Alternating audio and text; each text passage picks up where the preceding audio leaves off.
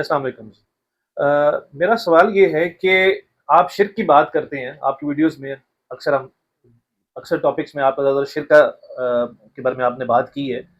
تو جو لوگ شرک کرتے ہیں، جب ان سے بات کی جائے کہ جی آپ شرک کر رہے ہیں، تو وہ کہتے ہیں کہ نہیں یہ شرک نہیں ہے، مانتے نہیں ہیں وہ اس بات کو۔ اور اسی طرح جب دیکھیے، اگر ہم، سوال میرا یہ ہے کہ اب جیسے ہم لوگ جاتے ہیں کسی پولیس کے محکمے میں، اے سی، ڈی سی یا کسی کے پاس بھی جاتے ہیں ہم ہیلپ مانگنے کے لیے، تو کیا یہ بھی شرک ہے؟ اچھا، اصل میں یہ بات جو آپ نے کی ہے نا، ذرا مکسنگ کر دی ہے بات جو ہے وہ۔ جب لوگ یہ بابوں کو ماننے والے، جو شرک کرنے والے قبر پرست ہیں، مزار پرست ہیں، بہت سارے آستانے ہیں، خود ساختہ پیر بھی ہیں، اور بڑے بڑے عرس بھی ہوتے ہیں، تو یہ سارے لوگ جو ہے نا وہ یہ جواز پیش کرتے ہیں کہ آپ لوگ بندوں سے مدد نہیں لیتے، آپ جب سیلاب آ جاتا پکارتے ہیں آپ، تو وہ کس کو پکارتے ہوئے؟ بندوں کو پکار رہے ہوتے ہیں نا۔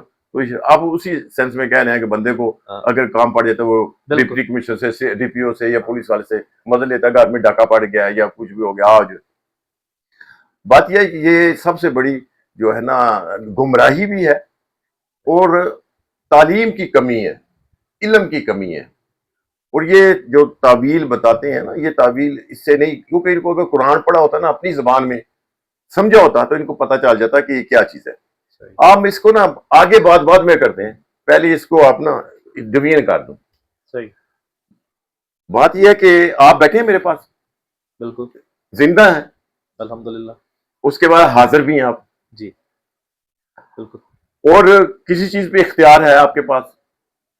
اگر میں آپ کو یہ کہتا ہوں کہ یار مجھے ایک پانی کا گلاس پلا دو، ٹھیک ہے، اب آپ زندہ بھی ہیں، آپ حاضر بھی ہیں، آپ کے پاس یہ اختیار بھی ہے، یہ قادر ہیں آپ اس چیز پہ کہ گلاس اٹھا کے پانی لے کے مجھے پلا دیں۔ بالکل ٹھیک ہے نا بات؟ ایسا ہی آپ پانی کا گلاس دے کے مجھے پلا دیا، اب یہ کیا ہے؟ یہ شرک نہیں ہے، یہ وہ چیز ہے جو اللہ تعالیٰ نے آپ کو اختیار دیا ہے عمل کرنے کا۔ آپ زندہ ہو، حاضر ہو، اور قادر ہو گلاس کا پانی بھر کے لے کے آ کے دینے میں۔ صحیح، تین چیزوں کو دیکھنا ہوتا ہے کہ اگر آپ کسی بندے سے آپ ہیلپ لیتے ہیں، وہ زندہ ہے، حاضر ہے، قدرت رکھتا ہے، قادر ہے وہ، صحیح، اور وہ کام کر سکتا ہے۔ اگر آپ وہ کام کرتا ہے، یہ شرک نہیں ہے، بالکل ٹھیک ہے۔ لیکن اگر ایک آدمی زندہ نہیں ہے، صحیح، پہلے زندگی پہ بات کر لیتے ہیں۔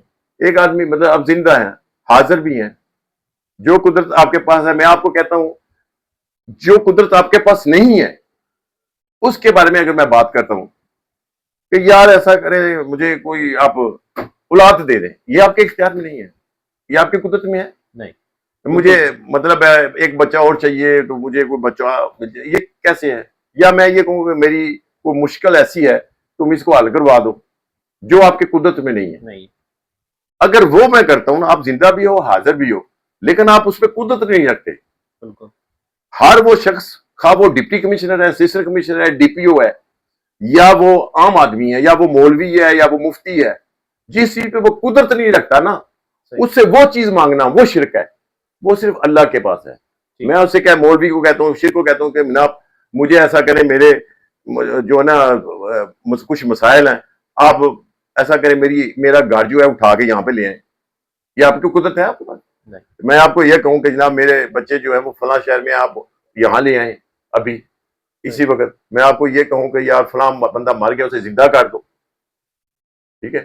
یا جو چیز آپ کے اختیار میں نہیں، قدرت میں نہیں ہے نا، قادر نہیں ہے، اس کے اوپر مانگنا یہ شرک ہے۔ اگر زندہ بھی ہے بندہ اور حاضر بھی ہے، دونوں چیزیں ہیں، یعنی کہ زندہ بھی ہے، حاضر بھی ہے، لیکن وہ قدرت نہیں رکھتا۔ کوئی مولوی کو مفتی کسی کو بچہ نہیں دے سکتا، بالکل، اور اسے بچہ مانگنا وہ شرک ہے، وہی شرک ہے۔ ایسی حاجت مانگنا جو صرف اللہ کے اختیار میں ہے، اللہ کی قدرت میں ہے، وہ اس بندے سے مانگنا جو اس کی قدرت میں نہیں ہے، ٹھیک ہے، وہ شرک ہے۔ ایک تو یہ ہوگی بات زندہ اور حاضر اور قادر کی۔ دوسرا، ایک آدمی زندہ ہی نہیں ہے، حاضر بھی نہیں ہے، مر گیا ہے، قبر میں ہے، وہ تو مرنے سے پہلے اس کی یہ حالت تھی کہ حالت نزع میں اس کی یہ ہمت نہیں تھی کہ وہ ایک پانی کا چمچ بھی لے لے منہ میں، یا گلاس پانی کا پی لے، اپنے کپڑے اتار لے۔ اس کے اندر تو یہ منو مٹی اوپر داخل ہوگی، اس کے پاس کیا اختیار ہے؟ زندگی میں تو اگر موبائل پہ اسے بات کریں تو سگنل نہیں ہو تو بات نہیں سن سکتا کہ میری بات سمجھ میں نہیں آپ کی آئی، سگنل نہیں تھے. تو مرنے کے بعد وہ قبر میں آپ کا کون سا بات سنے گا، بہت سی بات آپ سے کرے گا. آپ اس سے جا کے مانگنا، بچہ مانگنا، کاروبار مانگنا، عزت مانگنا، یہ شرک ہے. یہ آپ زندہ بندے سے بھی مانگیں گے وہ بھی شرک ہے.